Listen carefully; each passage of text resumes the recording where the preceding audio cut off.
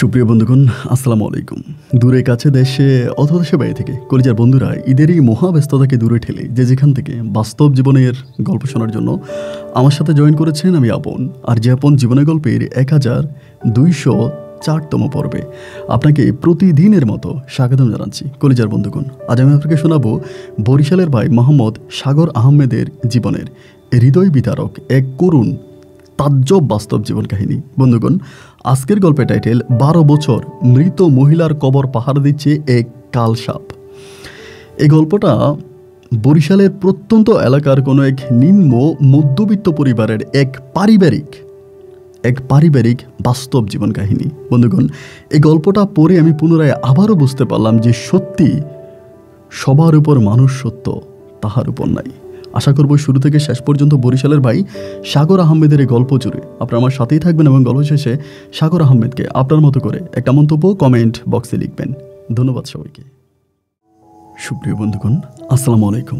আমার নাম মোহাম্মদ সাগর আহমেদ, আমার বাড়ি বরিশাল। বন্ধুরা, আমি আমার জীবনের এই গল্পটা শুরু করার শুরুতে আপনাদেরকে আমার পরিবারের বিষয়ে জানিয়ে রাখি। আমার পরিবারে আমি আছি, আমার বাবা আছে, মা আছে, রয়েছে আমার দাদি সহ আমার কাকা আর আমার ছোট একটা বোন। আমরা টোটাল এক ভাই এক বোন। আমাদের পরিবারটা বরিশাল শহর থেকে অনেক দূরের কোনো এক ছোট্ট গ্রামের এক উচ্চ মধ্যবিত্ত পরিবার। আমার বাবা পেশায় একজন কৃষকতার পাশাপাশি আমার বাবার হচ্ছে বাজারে একটা ব্যবসাও আছে। মূলত আমার বাবার একটা অনেক বড় তরকারির দোকান আছে। আমার বাবা আর কাকা দুজনে মিলে ওই বাজারের ওই তরকারির দোকানে মানে সবজি দোকানে সবজি বিক্রি করে।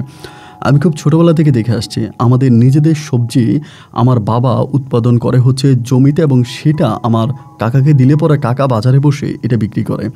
এবং এইভাবেই হয়ে আসছিল। আমাদের বেশিরভাগ সবজিগুলোই আমার কাকা আমাদের এলাকায় বিক্রি করতো। আমরা পাইকারিতে বিভিন্ন জায়গায় সবজি খুব কমই পাঠাতাম।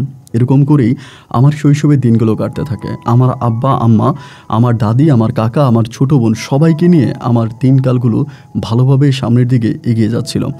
আমাদের এলাকাটা ছিল একটু নিম্নবিত্ত এলাকা। নিম্নবিত্ত বলতে আপনার নিচু এলাকা, ওখানে প্রায় সবসময় পানি থাকতো।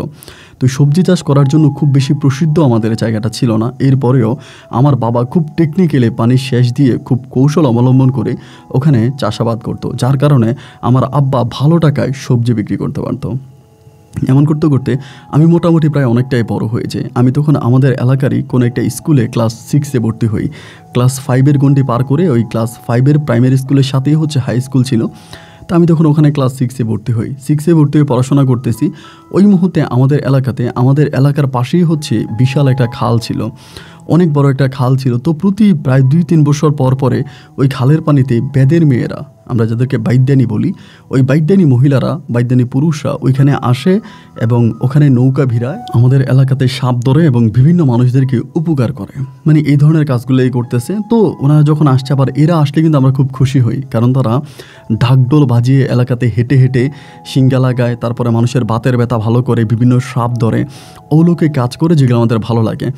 তো আমি বাড়িতে আসছি বিকালবেলা এবং আসার পরেই শুনছি বাইদ্যানী মহিলা নাকি আসছে। মানে বাইদ্যানী মহিলা আসছে, এটা শোনার পরও তো আমি মহা খুশি।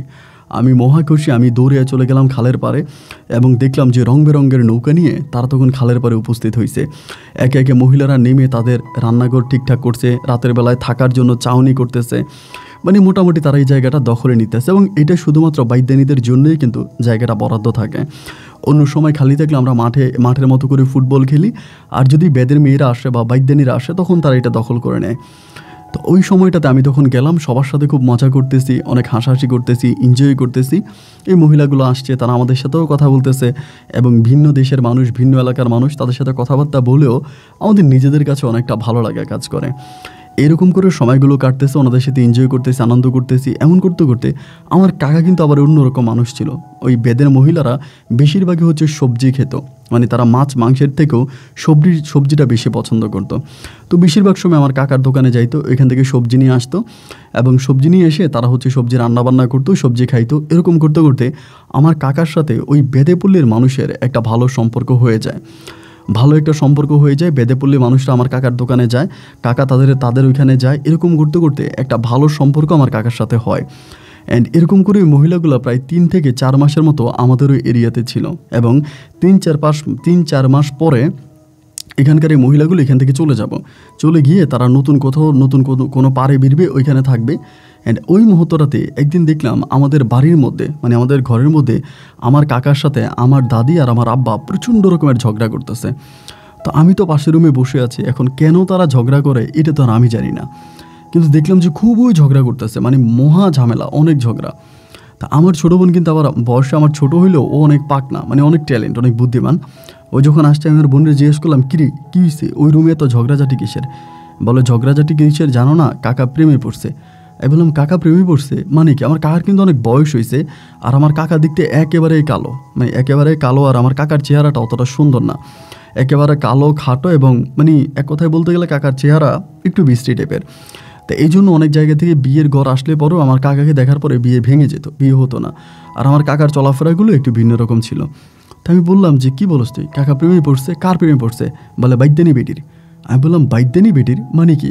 বলে আমাদের এখানে একটা বাইদ্যানি বেটি আছে না, সুন্দর করে লম্বা, ওই মহিলাটার প্রেমে আমার কাকা পড়ছে, কাকা নাকি ওই মহিলারে বিয়ে করবে, দাদির কাছে বলছে। আমি তখন আমার বোনেরে বলি, কি বলিস তুই, বাইদ্যানি মহিলাদেরকে কি বিয়ে করা যায় নাকি? আমার বোন বলে বিয়ে করা যায়, বিয়ে করা না গেলে কাকা কেমনে কইলো ওনাকে বিয়ে করবে?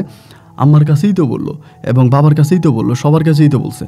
আমি বললাম তুই কী বলিস? তাহলে আমিও এবার নিচে, মানে নিজে নিজে একটু বেড়ার ফাঁকে দিয়ে দেখতেছিলাম এবং আড়ি পেতে শুনতেছিলাম এই বিষয়টা নিয়ে ঝগড়া, মানে তুমুল রকমের ঝগড়া। আমার আব্বা বলতেছে, তোরে কি আমি এই জন্য ছোটোকাল থেকে বড় করছি, বাবা মরে যাওয়ার পর থেকে আমি তোরে কত কষ্ট করে মানুষ করছি, আমি নিজে না খাওয়াইয়া তোরে খাওয়াইছি। আমার দাদিও কান্নাকাটি করতেছে, আমার কাকার কথায় একটা, কাকা ওই বাইদ্যানি মহিলারে বিয়ে করবে, এছাড়া আর কাউরে বিয়ে করবে না, বাইদ্যানি মহিলারে বিয়ে করবে। এবং এরকম করে সারাটা রাত ঝগড়ায়, মানে ঝগড়ায় ঝগড়ায় ঝগড়ায় ঝগড়ায় সারাটা রাত কেটে গেল। এবং ঝগড়াঝাটি শেষ হওয়ার পরে এরপরে আমি তখন সকালবেলা স্কুলে গেছি, এবং স্কুলে যখন আমি স্কুল ছুটি হয়ে বাড়িতে আসি, আমার বোন কিন্তু ওই দিন স্কুলে যায়নি। আমি বাড়িতে আসি, আমার ওই স্কুলের অর্ধেক রাস্তায় আমার বোন আমার গিয়া খবর দিয়ে দিছে, আমার যা বলে দিছে কাকা নাকি চলে গেছে সকালবেলা, ভোরে নাকি বাড়ি থেকে বেরিয়ে গেছে। আমি বললাম তো ভোরে কাকা বাড়ি থেকে বেরিয়ে গেছে, আমি তো স্কুল থেকে আসার সময় শুনলাম না। আমার বোন বলে কাকা বলছে দোকানে যাবে, কিন্তু দোকানে না গিয়া দোকান থেকে টাকা পয়সা নিয়ে কাকা ভাগিয়ে গেছে। পরে বাড়িতে আসি, বাড়িতে এসে দেখে আমার আব্বা আম্মা আমার দাদি সবার কপালে চিন্তার ভাঁজ পড়ে আছে। পরে ঘরে গেছি, ঘরে যা বললাম ও মা ভাত খাবো, মা বলে নিয়ে খা।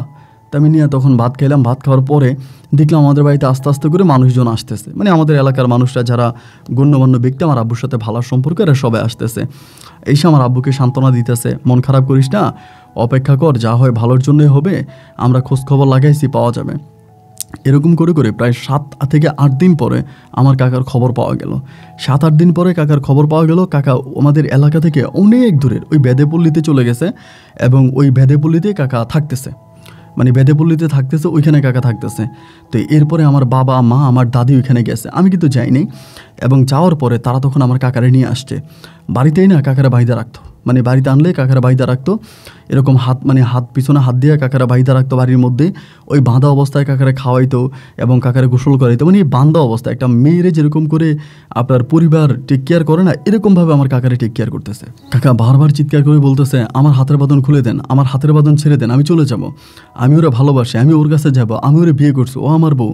এইভাবে প্রায় 15-16 দিনের মতো আমার কাকারে ঘরবন্দি করে রাখে। এবং 15-16 দিন পরে ওই বেদের মহিলা, যে মহিলার সাথে আমার কাকার প্রেম ছিল, ওই মহিলার কাছে, মানে মহিলার কোলে বলতে হাঁটতেছে এরকম একটা বাচ্চা নিয়ে ওই মহিলা আমাদের বাড়িতে হাজির।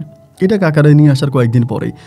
এইবারে মহিলা আসার পরে তো মানে আমাদের বাড়িতে আরও লোকজন জড়ো হয়ে গেছে। মহিলা বলতেছে উনি ধর্মমতো আমারে বিয়ে করছে, আমি মুসলমান হয়েছি, আমাদের কলমা কাবিন আছে, আমাদের কাবিন করে বিয়ে হয়েছে, আপনি আমার স্বামীরে কেন আটকায় রাখতেছেন? আমার আব্বারে বলতেছে। আমার আব্বা তখন রেগে মেগে সহ্য করতে না পারে মহিলারা মাইক দিছে, মানে মহিলারা সবার সামনে এসে 2-3টা থাবড় দিয়ে বসছে। এবার মহিলা করলো কি, তার ওই সন্তানগুলি নিয়ে সে ডিরেক্টলি থানায় চলে গেছে। ওই রাতের মধ্যে থানা থেকে পুলিশ এসে আমার আব্বাকে ধরে নিয়ে গেল। থানা থেকে পুলিশ এসে আমার আব্বাকে ধরে নিয়ে গেল, এবং আব্বাকে ধরে নিয়ে যাওয়ার পরে মহিলাকে কেন মারলো, এবং পুলিশ এসে আমার কাকারে ছেড়ে দিল। কাকারে যে বেঁধে রাখছে কাকারে ছেড়ে দিছে। এবং ছেড়ে দেওয়ার পরে আমার কাকা তখন করলো কি, এই মহিলারে নিয়ে চলে যাবে। তো ওই মহিলারে নিয়ে আর বেদেপল্লিতে যায়নি আমার কাকা, তখন আমাদের বাজারে যে দোকান ছিল ওই দোকানের মধ্যে কাকা গিয়ে উঠছে, মহিলা নিয়ে দোকানের মধ্যে থাকতেছে। আর এদিক দিয়ে আমার আব্বারে পুলিশে ধরে নিয়ে গেছে।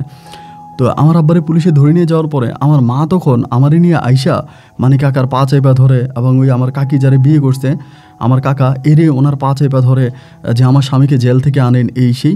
আমার কাকা তখন বলতেছে আমি আনতে পারি এক শর্তে, আমারে বাড়িতে নেবেন, আমার বাড়ির জায়গা আমারে বুঝিয়ে দিবেন, আমি আমার জায়গায় থাকবো, আপনারা আপনার জায়গায় থাকবেন, আমি আমার বউ সন্তান নিয়ে থাকবো, আমার সাথে কোনো ঝামেলা করতে পারবেন না।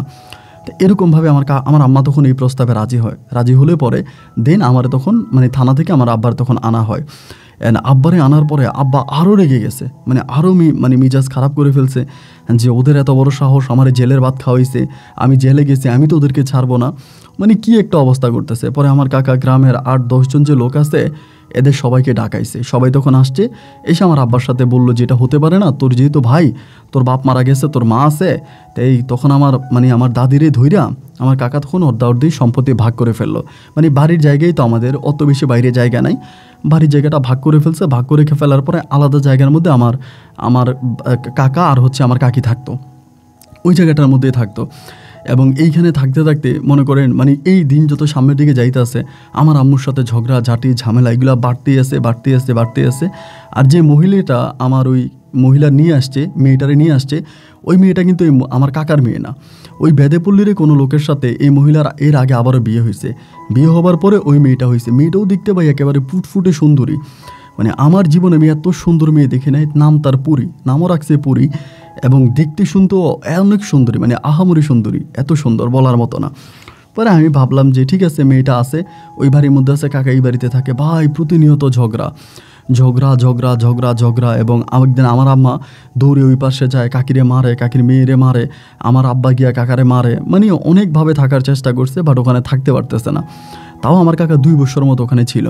তো 2 বছর থাকার পর যখন কাকারে এইভাবে মারতো, কাকারে অত্যাচার করতো, কাকিরে গিয়া মারতো, কাকির মেয়েটারে মারতো, এবং একটা পর আমার কাকা তখন ঘর বাড়ি সব কিছু ছেড়ে ওই যে বেদেরা খালের পাড়ে এসে যেখানে ঘর বানায় থাকতো, এবার আমার কাকা ওখানে চলে যায়। কারণ এইখানে আর আমার আম্মার সাথে আব্বুর সাথে থাকতে পারতেছিল না, তারা আমার কাকারে কোনো সুযোগ দিচ্ছিল না। দেন তখন আমার কাকা তখন ওইখানে চলে যায়, এবং ওইখানে তিনি তখন ওনার ওয়াইফকে নিয়ে, ওনার মেয়েকে নিয়ে ওইখানে গিয়ে উনি একটা কুঁড়ে ঘর বাঁধে, এবং ওই ঘরের মধ্যে তারা তখন থাকতেছে। এবার আমার আব্বা পুনরায় আবারও আমার কাকার ঘর বাড়ি বা কাকার জায়গা যা ছিল সবগুলো আমার আব্বা দখল করে ফেলছে। তো এই বিষয়টা কিন্তু আমার কাছে তখন ভালো লাগতো না, মানে আমার অনেক খারাপ লাগতো যে কাকাও তো বাপের ছেলে, এবং আমার কাকারও তো আমার দাদার কাছে হক আছে, আমার দাদার সম্পত্তির মালিক, তাহলে আমার কাকার সাথে কেন এরকম করা হবে? আমি কিন্তু কাকার সাপোর্টেই ছিলাম। তো মাঝে মাঝে কাকার বাড়িতে যাইতাম, মায়ের চোখ ফাঁকি দিয়া, এবং আমার বোনের চোখ ফাঁকি। আমার বোন কিন্তু আবার খুবই খারাপ ছিল, মানে আমি একটা খারাপ কিছু করলেও সাথে সাথে আম্মাকে বলে দিত, আমারে পাহারা দিত, মানে খুব ডেয়ারিং ছিল। এরপর আমি মাঝে মাঝে আমার বোনের চোখ, মায়ের চোখ, দাদির চোখ ফাঁকি দিয়া কাকার ঘরে যাইতাম। তো আমার যেই ওই কাকিটা ছিল, মানে উনি যে বেদের মহিলা ছিলেন, বাট এত ভালো ছিলেন বলার মতো না। আমি গেলে আমাকে লাড্ডু দিত, মিষ্টি দিত, চানাচুর দিত, এবং ওনার যে মেয়ে ছিল পুরী, আমি পুরীর সাথে বসে খাইতাম।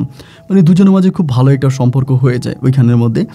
এবং এরকম করতে করতে আমি প্রায় অনেকটাই বড় হয়ে যাই। আমি তখন ক্লাস 9-এ পড়ি, আমাদের এলাকারই একটা স্কুলে ক্লাস 9-এ পড়ি।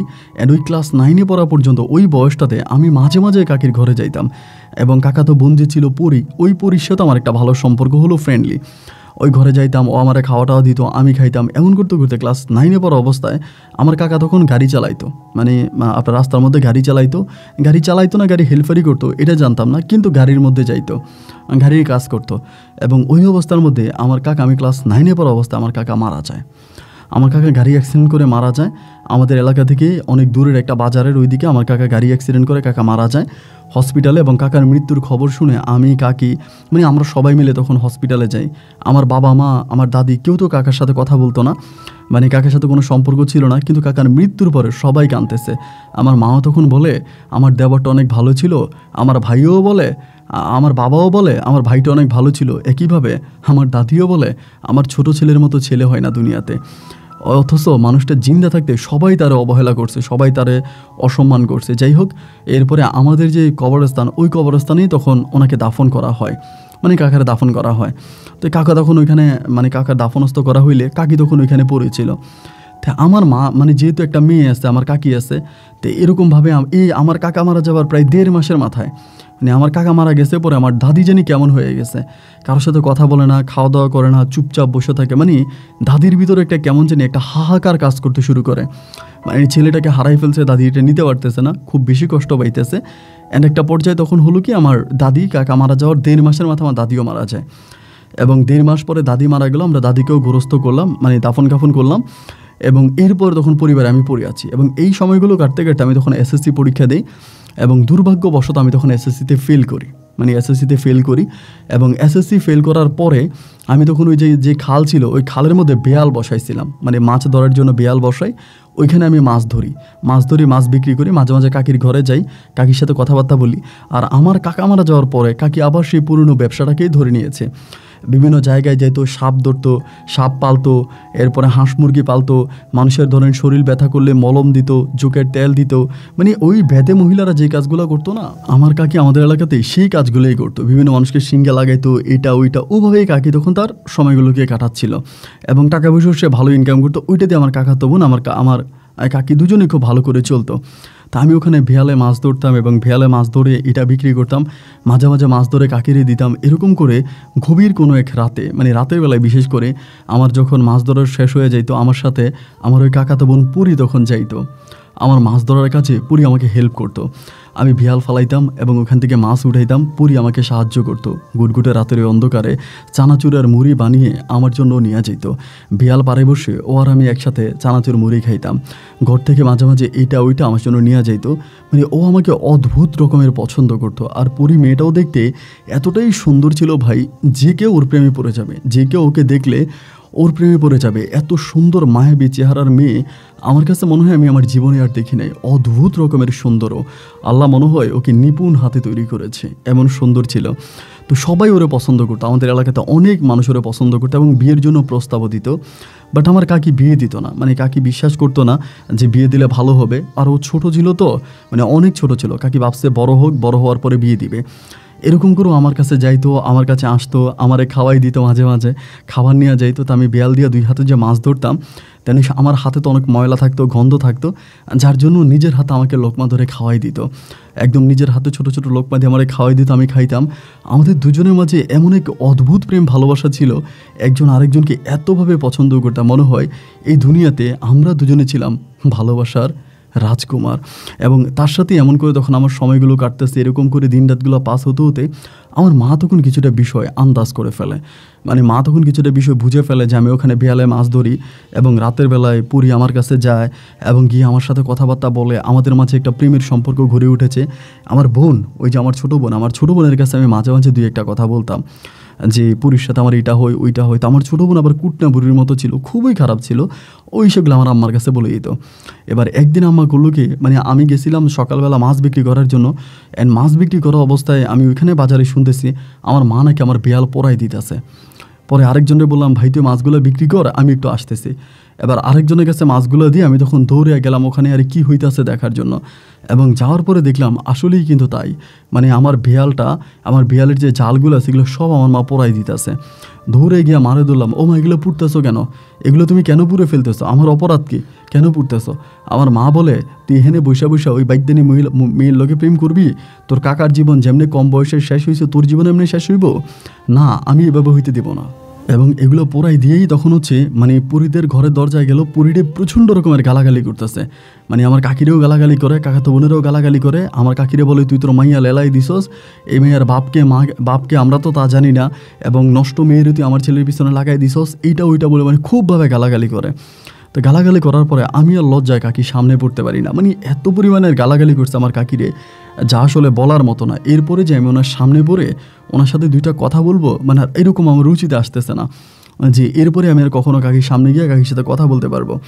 আমি প্রচণ্ড রকমের আঘাত খাই যে আমার মা এই কাজটা করবে, এটা ভাই আমার চিন্তা ভাবনার মধ্যেও ছিল না যে আমার আম্মা এতটা ডেয়ারিং হয়ে যাবে, মানে এতটা খারাপ হয়ে যাবে। তারপরেও ঠিক আছে, যা করার করছে, আমি আর কি করব, কারণ আমার তো কিছু করার নাই। এবং এভাবেই 2 দিন আমি আর ওই খালের পাড়ে গেলাম না। এবং 2 দিন পরে আমি যখন খালের পাড়ে কাকির বাড়ির দিয়ে গেছিলাম, কাকি আমার মানে বাড়িতে ঢুকতেছি এই অবস্থায় দেখে আমার ডাক দিয়ে আমার খালের পাড়ের দিকে নিয়ে গেছে। খালের পাড়ি দিয়ে নিয়ে যে আমার বলে, সাগর তুই আমার বাড়িতে আসোস, আমার ভালো লাগে, এবং তুই অনেক ভালো ছেলে, অনেক বছর ধরে আমাদের সাথে তোর ভালো সম্পর্ক, তোর বাবা মা আমাদের সাথে কথা না বললো, তুই আমাদের সাথে কথা বলতে, আমাদের সাথে মিষ্টি আমাদের কাছে আসতি, তো এইটা আমার কাছে ভীষণ ভালো লাগে, মানে সত্যিকার অর্থে আমার কাছে অনেকটা ভালো লাগে। তো বাবা আমি তোর কাছে অনুরোধ করি তুই আর আমার বাড়িতে আসিস না, মানে ডাইরেক্ট। আমি বললাম ও মা কাকি এটা আপনি কী কইলেন, আমার সাথে এতক্ষণ এত সুন্দর করে কথাবার্তা বললেন আর এখন বলতেছেন আমি যাতে আপনার বাড়িতে না আসি, কেন? বলে তুই আমার বাড়িতে আসলে আমি আর এটা নিতে পারবো না, আমার দ্বারা আর এটা সম্ভব না। সব সময় তোর মা এরকম খারাপ ব্যবহার করে। আমি গরিব হতে পারে, আমি নিচু জাত হতে পারি, কিন্তু আমি তো মানুষ, আমারও তো শরীরে চামড়া আছে, আমি এসব আর নিতে পারি না বাবা, তুই আর আমার বাড়িতে আসিস না। পরে আমি বললাম কাকি এটা কি, আপনি এটা কী ধরনের কথা বললেন? আমি পরীর সাথে মাঝে মাঝে খেলা করি, পরীর সাথে দেখা করি। বলে না তুই ওরে ভুলে যা, ওই বাড়িতে আসিস না। আর পরী তো তোর কাকা তো বোন না, ওর বাবা আর তোর বাবা তো এক ভাই না। পরীর বাবা ছিল আলাদা, তোর বাবা আলাদা, কিন্তু তুই আর আমার বাড়িতে আসিস না। আমি যত করেই বললাম যে কাকি আমার মা না হলে অন্যায় করছে, বাট আমি তো কোনো অন্যায় করি নাই, আপনি আমার ওই বাড়িতে আসতে দেন। কিন্তু কাকি আর আমার ওই বাড়িতে যাইতে দেয় না। এবার আমি আর ওই বাড়ির মধ্যে যাইতে পারি না। তখন মনে করেন আমি ওই আমার বাড়ির মধ্যেই ঘুরতেছি, আমার ওই জাল পোড়ায় দিছে, আর মাছও ধরি না। মাঝে মাঝে কাকির বাড়িতে উকি মারি এখানে ওইখানে। আর আমার কাকাতো বোন পরীরে আমার কাকি আর ঘর থেকেই বেরোতে দেয় না, মানে ঘরের মধ্যে বেরোতে দেয় না। ওরে প্রচণ্ড রকমের পাহারাতে রাখছে, ও কোথায় যায় কী করে না করে এগুলো কাকি শুধু খেয়াল করতেছে। কোনোভাবেই বাইরে গিয়ে আমার সাথে দেখা করবে বা আমার সাথে 1 মিনিট কথা বলবে, এই সুযোগ আমার কাকি আর ওরে দিতেছে না।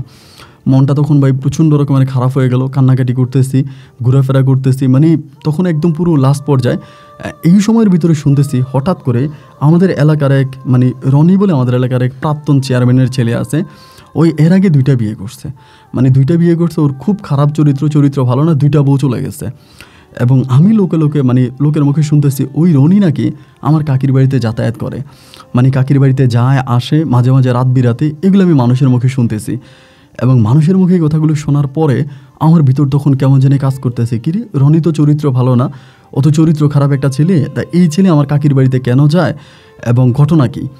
এবার আমি কি করলাম, আমার কাকির একদিন জিজ্ঞেস করলাম, মানে ঘাটে পায়ে জিগেলাম যে কাকি রনি নাকি আপনাদের বাড়িতে যাতায়াত করে, রনি আপনার বাড়িতে যায়, তা কেন যায়? পরে কাকি আমার বলে যাইতেই পারে, আমার বাড়িতে তো যাইতেই পারবে, গেলে সমস্যা কি, তোর কোনো সমস্যা আছে? আমি বললাম না আমার কোনো সমস্যা নাই, আপনার বাড়ি আপনার ঘর, আপনার বাড়িতে যে কেউ যাইতে পারে। কিন্তু আপনি তো জানেন রনি মাদকের ব্যবসা করে এবং রনি বাবাও খারাপ চেয়ারম্যান ছিল, রনিও তো ছেলে হিসেবে এতটা ভালো না, তা এই ছেলে আপনার বাড়িতে যায় আসে, যদি কিছু একটা হয়ে যায়। আমার কাকি বলে কি হবে, মানে এমনি আমার বলে কি হবে? আমি বললাম এমনও তো হতে পারে যে আপনার মেয়ের উপর ওর খারাপ দৃষ্টি যেতে পারে। আমার কাকি তখন আমার বলে খারাপ দৃষ্টি যাবে কেন, আমার মেয়েরা আমি ওর কাছে বিয়ে দিব। এটা শোনার পরে ভাই আমার মাথায় মনে হয় তখন আসমানটা ভেঙে পড়লো। আমি বললাম কাকি এটা আপনি কী বলেন, আপনি ওর কাছে বিয়ে দিবেন মানে এটা আপনি কী ধরনের কথা বলেন? কাকি বলে হ্যাঁ দিব, আমার মেয়ের কি বিয়ে দেওয়া লাগবে না, তা বিয়ে দেওয়া লাগলে দিব, সমস্যা কি? আমি বললাম কাকি আপনি কি জানেন রনি সম্বন্ধে, রনি এর আগে 2টা বিয়ে করছে, রনির চরিত্র মানে এত খারাপ তা বলার মতো না। রনির সাথে আমাদের এলাকার কেউ ঠিকমতো কথাই বলে না, ও যথেষ্ট পরিমাণের বাজে এবং নোংরা চরিত্রের একটা ছেলে। তা আপনি এই ছেলেরা আপনার মেয়েরই বিয়ে করাবেন? আমার কাকি বলে হ্যাঁ করাবো, তাতে আমার কি, তোর কি? এরকম করে কাকি আমার সাথে রাগারাগি করে ঘরের মধ্যে ঢুকে গেছে। ভাই আমি আর সারাটা বিকেল মানে কোনো দিকে যায়, মানে আমার শরীরে মনে হয় কেউ ব্লেড দিয়ে কাইটা লবণ মরিচ লাগাই দিছে, এমন একটা অবস্থা। খালি আমার শরীরটা জ্বলতেছে, কিরে কাকি এটা আমার কী বললো, মানে কাকি আমার এটা কী কথা বললো, কেন বললো, মানে কী কারণে বললো, মানে আমি আর এগুলো নিতে পারতেছি না। এবং মাগরিবের পরে আমি ডিরেক্টলি কাকির ঘরে ঢুকে গেছি। ঘরে ঢুকে যাওয়ার পর উনি আমার বলে কিরে তোর না আমি কইছি এই বাড়িতে না আসার জন্য, তুই এই বাড়িতে আসলি কেন? আমি বললাম আমি আসছি কাকি আপনার সাথে আমার কথা আছে। বলে কথা থাকলে বাইরো, এরকম করে উনি আমার বাড়ির বাইরে আনছে, মানে উনি আমার এক মুহূর্ত ওনার বাড়ির মধ্যে থাকতে দেয় না, মানে ওনার ঘরে থাকতে দেয় না, বের করে আনছে, আইনা বলতেছে বল কী হয়েছে?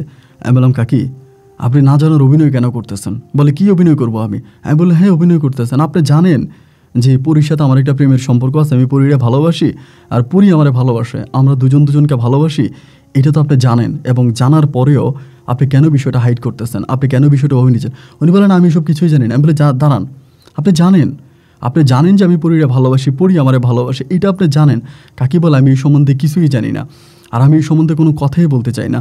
আমি বললাম কাকি শোনেন, আমি পরীরে ভালোবাসি, আমি আপনার কাছে অনুরোধ করে বলতেছি আপনি পরীর অন্য কোথাও বিয়ে দিলে আমি মরে যাব, আর বিশেষ করে রনির কাছে বিয়ে দিলে তো আমি আত্মহত্যা করব। কাকি আমি আপনার পায়ে ধরি, একদম মানে ওভাবেই আমি ওনার পায়ে ধরে ফেলি এবং পায়ে ধরে কান্নাকাটি করতে শুরু করি। না উনি আমার কোনো কথাই শোনে না, উনি ধাক্কায় বাড়ির দিকে চলে যায়। এবং বাড়ির দিকে চলে যাওয়ার পরে আমি তখন করলাম কি, ওই রাতে বাড়িতে গেছি, বাড়িতে যেয়ে ডিরেক্টলি আমার মায়েরে বলতেছে মা তুমি কাকির সাথে ঝগড়া করলা কেন, কাকির সাথে তুমি কেন ঝগড়া করলা? আমার মা বলে ক্যা তোর আঁতে ঘা লাগছে? আমি বলি মা আমি পরীরে পছন্দ করে আমি পরীরে বিয়ে করবো ডাইরেক্ট। এটা বলা মাত্রই মা কী করলো, মানে ধাপ করে আমার 2টা থাপ্পড় মেরে দিছে। থাপ্পড় মেরে দেওয়ার পর আমি তখন আমার রুমে গিয়েই আপনার মানে এইটা ওইটা ছিল ভাঙাভাঙি শুরু করছি, মানে ফার্নিচার ভাঙাভাঙি শুরু করছি। আব্বাই তখন ঘরে গিয়ে আমার এই মানে জুতা ছিল আব্বুর পায়ের, আব্বার জুতা দিয়ে আব্বা আমার মারতে শুরু করছে। আমার আব্বার যদিও বয়স হয়েছে, কিন্তু আমার আব্বা অনেকটা ইয়াং মানুষের মতো, মানে শরীরে অনেক শক্তি। গিয়েই মনে করেন জুতা খুলে আমার মানে পিটাতে শুরু করছে, আমার জুতা দিয়ে মারতেছে। আমি বললাম আমি এই পরিবারেই থাকবো না, আমি বেরিয়ে যাবো। এই বেরিয়ে যাবো বলাতে আমার আব্বার মনে ভয় ঢুকে যায় যে আমি যদি আমার কাকার মতো আবারও করি। এবার আমার আব্বা কি করছে, পিছন দিকে গিয়ে আমার জড়ায় ধরছে, ধৈরা বলে তুই বাড়িতে আয় বাবা, তুই বাড়িতে আয়। বাড়িতে আমার ঘরে আনছে। আনার পরে 2টা দিন কাটলো আমার সাথে খুব ভালো ব্যবহার, এবং যতইভাবে আমি আমার আব্বা আম্মা উভয়রে বুঝাই যে আমি পরিরে পছন্দ করি, আমি পরিরে বিয়ে করতে চাই, পরি আমার অনেক পছন্দের, ওর সাথে আমার অনেক ভালো সম্পর্ক, আমি বিয়ে করব। কোনোভাবে আমার আব্বা আম্মা দুজনের একজনকেও বোঝানো গেল না যে আমি পরিরে পছন্দ করি, ওরা আমার কাছে পরিরে বিয়ে দেবে না। পরির কোনো কথাই ওরা শুনতে পারে না। 2টা দিন ভালো ছিল, 2 দিন পরে আবার যেই সেই। এবার এরই মাঝে আমি লোকে লোকে শুনতেছি যে পরির সাথে চেয়ারম্যানের ছেলে রনির একেবারে বিয়ের দিনক্ষণ পর্যন্ত ঠিক হয়ে যাওয়ার পথে। একদিন চেয়ারম্যানের আরদে গেলাম, চেয়ারম্যানের আবার আরদ আছে, আরদে গেছি। আরদে যাওয়ার পরে চেয়ারম্যানের ছেলে আমার দেখে বলে কিরে জেলে জাল্লা, মানে জাল্লা বলে আমাদের লোকালি, বলে ওই জাল্লা এদিকে আয়। পরে আমি বললাম কী হয়েছে, বলে তুই মাছ ধরছস, মাছ আনছস। আমি বললাম যে ভাই দেখেন রনি ভাই আপনার সাথে আমার কথা আছে, উনি তো আমার বড় হয়। পরে আমার বলে কী কথা, আমি বললাম একটু আড়ত থেকে উঠে আসেন, সবার সামনে বলা যাবে না। পরে উনি আড়ত থেকে উঠে আসছে, আসার পরে আমার আড়তের পিছনে গেছে। আমি বললাম রনি ভাই আপনার একটা কথা বলি, আপনি তো জানেন যে পরি আমার কাকাতো বোন। বলে হ্যাঁ জানবো না কে, জানি তো, কিন্তু পরি তোর কাকাতো বোন কিনা জানি না। পরে পরির মা তোর কাকি এটা মানতে পারি। পরে আমি বলে আচ্ছা যাই হোক, তো আপনি কি এটা জানেন যে পরির সাথে আমার একটা সম্পর্ক আছে? বলে হ্যাঁ, কাকাতো ভাই বোনের মাঝে তো সম্পর্ক থাকবেই। আমি বলি আমি শুধু কাকাতো ভাই বোনের সম্পর্কের কথা বলি নাই, এছাড়াও পরির সাথে আমার অন্যরকম সম্পর্ক আছে। উনি আমার বলে অন্যরকম সম্পর্ক, অন্য কীরকম সম্পর্ক? আমি বললাম আমি পরিরে ভালোবাসি, পরি আমারে ভালোবাসে।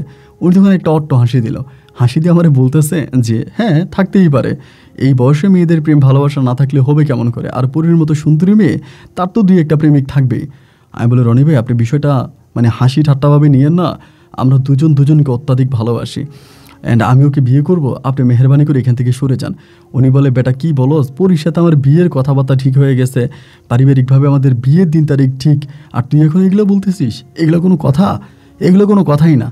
আমি বললাম রনি ভাই মানে ওনার পা চেপে ধরে, কারণ আমার কাছে তো আর কোনো পথ খোলা নাই, পা চেপে ধরি যে রনি ভাই আপনার পায়ে ধরে কাঁদতেছি যে আমি আপনার পা ধরতেছি, আপনি মেহরবানি করে আপনি এই কাজটা করেন না, আমি ওরা ভালোবাসি, আমি ওরা ছাড়া বাঁচবো না। উনি আমার ধাক্কা দিয়ে উনি ওনার আরদে চলে গেছে।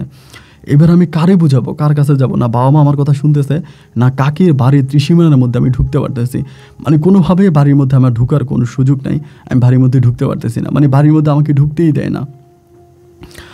এরকম করে সময়গুলো কাটতে কাটতে মানে এর কয়েকদিন পরে, মানে এর 5-6 দিন পরে হলো কি আবার বেদেপল্লিতে, মানে ওই যে বেদেরা যে আসে না নৌকা নিয়ে, এরা আবার আসছে বেদেপল্লিতে।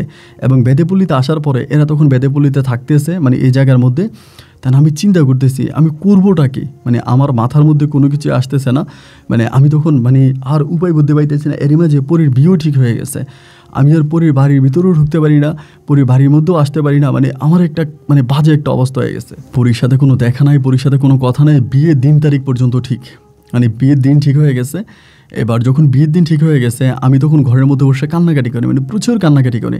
আমার মা এসে আমার বুঝায় এই মেয়ে ভালো, এই মেয়ের বাবা ঠিক নাই, এই মেয়ের মায়ের ঠিক নাই, এই মেয়ের চরিত্রে ঠিক নাই, এরকম মেয়েরে বিয়ে করবি, চেয়ারম্যানের ছেলে দূর চরিত্রে, সে বিয়ে করা তোর দরকার নাই, তোরে আমরা দেখে শুনে একটা ভালো জায়গায় বিয়ে করাবো, একটা ভালো ফ্যামিলিতে বিয়ে করাবো। কিন্তু আমার তো মন ওরে চাচ্ছে, আমি তো এটা বুঝাইতে পারতেছি না যে আপনারা আমার আসমানের পরি আইনা দিল, আমার এই ঢানা কাটা মাটির পরিটাই লাগবো, এটা তো আমি আমার আব্বা আম্মারে বুঝাইতে পারতেছি না। এরকম করতে করতে ওর বিয়ের ঠিক হয়ে গেছে। এর 4 দিন আগে আমি তখন করলাম কি, মানে বিয়ে যেহেতু হবে একদিন আমি পটকা কিনলাম, আপনারা হয়তো অনেকেই বলেন বাজি, মানে আমরা বলি পটকা, এরকম বাজি কিনলাম। তো অনেকগুলো বাজি কিনলাম, মানে আপনার প্রায় 10-15টার মতো ওর বিয়েতে ফুটাবো। মানে আমার ইচ্ছা ওর বিয়েতে আমি প্রচুর বাজি ফুটাবো, যেহেতু আমার ছেড়ে চলে যাবে, রনি ওরে বিয়ে করে ফেলবে, ওর বিয়েতে আমি প্রচুর বাজি ফুটাবো, ওইরকম একটা চিন্তা ভাবনা করলাম। তা এরকম একটা চিন্তা ভাবনা করার পরে আমি তখন ভাবলাম যে বাজি তো ফুটাবো, একটা কাজ করি, এই মানে ওর বিয়ের 3 দিন আগে ওই আবার বেদেপল্লির মধ্যে অনেক বেদেরা আসছে, নতুন নতুন করে ওরা আসছে ওই জায়গাটার মধ্যে। আমি তখন একদিন করলাম কি রাত্রে 12টা-1টার দিকে ওই বেদেপল্লির উপরে গিয়া ধাপ করে একটা বাজি ফুটাতে শুরু করলাম, এমনি, কিন্তু কোনো কারণ নাই। এইবার বাজি যখন ফুটাইতে শুরু করলাম, এই বেদেপল্লিতে যে মহিলারা ছিল, পুরুষরা ছিল, এরা সবাই বাইরে এদিক সেদিক দিছে দৌড়। বাজির শব্দ শোনার পরে আমার কাকিও তখন দৌড়ে ঘর থেকে বেরিয়ে আসছে, আমার কাকাতো বোনও বেরিয়ে আসছে। আমি দেখতেছি চাঁদের আলো ছিল, চাঁদের আলোতে কাকি বেরিয়ে আসতেছে দৌড়ে, আমার কাকাতো বোন পিছন থেকে। আমি তখনই ভাই দিলাম দৌড়, এবং দৌড় দিয়ে গিয়েই আমার কাকাতো বোনের জড়াইয়ে ধরে কাকির এখান থেকে সরাই দিয়েছে। তখন চারপাশ থেকে মানুষজন দৌড়ে এদিকে ওইদিকে প্রচণ্ড রকমের মানুষ চারদিক থেকে দৌড়ে আসতেছে। কিরি এখানে কী হয়েছে, বোম মারছে, মানে সবাই বলে বোমা মারছে, বেদেপল্লিতে বোমা মারছে। এবং এদিক দিয়ে আমার কাকাতো বোনের মুখ চাইবে ধরে আমি মানে নদীর কানে মানে আপনার খালের পাড়ে লয়ে গেছি। খালের পাড়ে নিয়ে আমি বলতেছি পরি আমার সাথে চল। ও বলে আপনি এখানে আম্মা দেখলে মারি ফেলবো। আমি বলে চল আমার সাথে। এরকম করে ওরে আমি দৌড়ে দৌড়ে ওই কোনো দিকে সাইডে নিয়ে ওই দিকে মানে আপনার খালের ওই দিকে দৌড়াইতে মানে আমি পুরো এলাকায় পার হয়ে গেছি। এলাকা পার হয়ে একটা সাঁকু ছিল এবং সাঁকু দিয়ে ওই পারে গেছি এবং ওই পারে যাওয়ার পরে ওই পার দিয়ে আমি তখন দৌড়াইতে শুরু করছি। ও দৌড়াইতেছে আমিও দৌড়াইতেছি, ও দৌড়ায় আমিও দৌড়াই, কিন্তু সময় কখন বাকি ওইটা আর দেখতেছি না, শুধু দৌড়াইতে আছি দুজনে, মানে পিছনের দিকে ফিরে তাকাইতেছি না। দৌড়াইতে অনেক দূরে চলে গেছি। অনেক দূরে যাওয়ার পর একটা ঝাউ বাগান আছে, ওইখানে ঝাউ বাগানের দিকে চলে গেছে খালের পাড়ে। এরপরে ওই ঝাউ বাগানে গিয়ে তখন বসছি। বসার পরে ও আমার বলতেছে সাগর ভাই এটা আপনি কী করছেন, মানে এটা আপনি কী করলেন? আমি বললাম কী করলাম মানে আল্লাহ যা করে ভালোর জন্যই করে। ও আমাকে বলে মানি বোমা মারছে কেউ এখানে? আমি বলে কেউ বোমা মারে নাই। তা বলে তাইলে আমরা যে বোমার শব্দ পাইলাম, বলে বোমা না, তোর বিয়েতে বাজি ফুটাবো বইলা বাজি কিনছিলাম। তা এই বাজি যখন মাথা খারাপ হয়েছে রাত দুপুরে ফুটাইতে শুরু করছি, তোর মা বাইরে দিল দূর আর পিছন থেকে আমি তোর পায়ে নিয়ে আসলাম। বাজিগুলো ফুটানো অনেক ভালো হয়েছে। আমারে বলতেছে আমার যে নিয়ে আসছেন আমার কি আপনি রাখতে পারবেন? আমার তো 2 দিন পরে বিয়ে। আমি বললাম ধুর স্যার তোর বিয়ে তো তোরা আমি করবো। ও আমারে বলে আপনি আমার বিয়ে করে খাওয়াবেন কি? আমি বললাম যা পারি তা খাওয়াবো, মাঠে ঘাটে কাজ করবো, নদীতে মাছ ধরবো, জেলের কাজ করবো, যেটা পারি এটাই করবো, তাও আমি তোরেই বিয়ে করবো। আমি তোর ভাগ কোনো পৃথিবীর কাউরে দিতে পারবো না। ও আমার বলতেছে এত ভালোবাসেন আমারে? আমি বললাম এরকম করতে করতে সকাল হয়ে গেল, আলো ফুটলো এবং আলো ফুটার পরে আমি তখন তারে নিয়ে ডিরেক্টলি বরিশাল শহরে। আমার কাছে অল্প কিছু টাকা ছিল পকেটে, ওই পকেটে টাকাগুলো দিয়ে বরিশাল শহরে গিয়ে ওর জন্য জামা কাপড় কিনলাম, জুতা কিনলাম, আমার জন্য জামা কাপড় জুতা কিনলাম। এবার কেনার পরে বরিশাল শহরে ওইখানে মানে শহর থেকে মোটামুটি একটু দূরের একটা মহল্লার মধ্যে একটা ঘর ভাড়া করলাম। এবং ঘর ভাড়া করার পরে টাকা তো আর হাতে নাই, পরে ঘর ভাড়া করার পরে দুজনে বিয়ে করছি, মানে মসজিদ থেকে একটা হুজুর ডাইকা দুজনে বিয়ে করছি। এবং বিয়ে করার পরে ওই ঘরের মধ্যে আমরা তখন থেকে গেছি, বাট আমাদের কোনো কাবিন হয়নি, কারণ কাবিন করতে গেলে তো সরকারি খাতে টাকা দেওয়া লাগে। তো ওর কাছেও টাকা নাই, আমার কাছেও টাকা নাই, তা কাবিন করবো কেমনে? পরে আর কাবিন করি নাই। কাবিন না কইরা নর্মালি আমি ওরে বিয়ে করে ফেলি এবং বিয়ে করে ওইখানে থাকতে শুরু করি। দীর্ঘ প্রায় 3 মাসের মতো আমি ওইখানে থাকি। এবং 3 মাস পরে মানে ও বাড়ির কথা খুব একটা বলে না। 3 মাস পরে মানে আমার ভিতরে বারবার এই প্রশ্নটা জাগেছে, চেয়ারম্যানের ছেলে রনি যে ডিয়ারিং, রনি না জানে কাকিরে মাইরা ফেলছে, না জানে কাকির কী ক্ষতিছে। 3 মাস পরে, 3 মাস কিন্তু বাড়ির কোনো খোঁজ খবর নেই। বাড়ির কারোর সাথে দেখাও করি নেই, বাড়ির কারোর সাথে কথাও বলি নেই। 3 মাস পরে আমি পরিরে ওইখানে রাখছি, মানে যেখানে আমি ঘর ভাড়া করছি ওইখানে পরিরে রাইখা আমি একদিন পরিরে না বলেই দিনের বেলায় মানে সকালবেলা বাড়িতে বলতে বাড়ির পাশে আমার এক বন্ধুর বাড়িতে আসছি। বন্ধুর বাড়িতে আইসা তখন ওর কাছ থেকে খোঁজ খবর নিলাম। আমার কাছে তো মোবাইল নেই, পরির কাছেও মোবাইল নেই। আমরা মোবাইল ব্যবহার করতাম, মোবাইল কিন্তু তখন অ্যাভেলেবেল ছিল, বাট আমার কাছে টাকা নেই, আমি মোবাইল কিনতে পারিনি। পরে ওর কাছে তখন খবর নিলাম, ওর কাছ থেকে শুনতে পেলাম চেয়ারম্যানের ছেলে অনেক ঝামেলা করছে। আমার কাকি যেই ঘরে থাকতো কাকিরে পিঠটা মানে মাইরা ঘর থেকে বের করছে এবং কাকির ঘর আগুন দিয়ে পোড়ায় দিছে। এবং কাকির ঘর আগুন দিয়ে পোড়ায় দেওয়ার পরে কাকি ওই বেদেপল্লীর যে মহিলারা ছিল এদের সাথে কাকি চলে গেছে, মানে বেদের যে মহিলার আসে না দলে দলে গ্রুপ বেঁধে, ওইগুলোর সাথে নাকি কাকি আবার চলে গেছে। তো আমি বললাম তারপরে বলো তোর আব্বা আম্মার সাথে অনেক ঝামেলা করছে, তা চেয়ারম্যানের ছেলে কিন্তু তোরে পাইলে তোরে আস্ত রাখবে না। পরে কাকি চলে গেছে, এটা শোনার পর আমার মনটা অনেক খারাপ হয়ে গেল। আমি বিকেলবেলা আবারও পুরীর কাছে গেলাম। পুরী তখন আমার বলতেছে কোথায় গেছিলা সারাদিন? আমি বললাম একটু ব্যস্ত ছিলাম তো, কাজে কামে ব্যস্ত ছিলাম। বলো আচ্ছা ঠিক আছে। পরে আমার খাবার দিল, দুজনে খাবার খেলাম, রাতের বেলায় শুইছি। এবং শোয়ার পরে আমি ওর কাছে কেমনে কমু যে ওর মাইরা বাড়ি থেকে বিদায় করে দিছে বা ওদের ঘর বাড়ি সব পোড়ায় দিছে, আমি তো রেডেরা বলতে পারলাম না। পরে রাত্র শেষের দিকে ও আমারে তখন একটা খবর দিল যে এমন ওর পেটে বাবু, মানে ওর পেটে বাচ্চা আসছে। তখন প্রায় 3-4 মাসের মতো হয়ে গেছে বিয়ের। আমি বললাম তুমি কি বলো, তাহলে তো সুখবর, এটা তো একটা সুখবর। বলে হ্যাঁ, তাই বাচ্চা যেহেতু পেটে আসছে আমার চিন্তা ভাবনা হচ্ছে বেবিটা হয়ে যাক, বেবিটা হয়ে গেলে পরে এরপরে না হয় আমি মানে আমার বেবিটারে নিয়ে আমি বাড়িতে যাব, এর আগ পর্যন্ত বাড়িতে যাব না, ওইরকম একটা চিন্তা ভাবনা। এমন করতে করতে প্রায় বেবিটা 8 মাসের মাথায়, 8 মাসের মধ্যে ও আমার তখন বলতেছে যে সাগর একটা কাজ করো না, গিয়ে আমার আম্মারে নিয়ে আসো। আমি বললাম তুমি কি পাগল হইছো নাকি? তোমার আম্মা তো জানেই যে তোমার সাথে আমার এরকম আমরা বাইকে চলে আসছি এবং তোমার আম্মা কি আমাকে মানবে? এখন তো আমাকে মেনে নেবে না। বলে মেনে নিবে না কেন? আমাদের এখন বাবু আসছে না, আমার এখন আম্মু আমার সাথে থাকলে আমার জন্য খুব ভালো হইতো, আমার অনেক ভয় লাগে। ওর বয়স কিন্তু খুবই কম ছিল, মানে অনেক কম বয়স ছিল।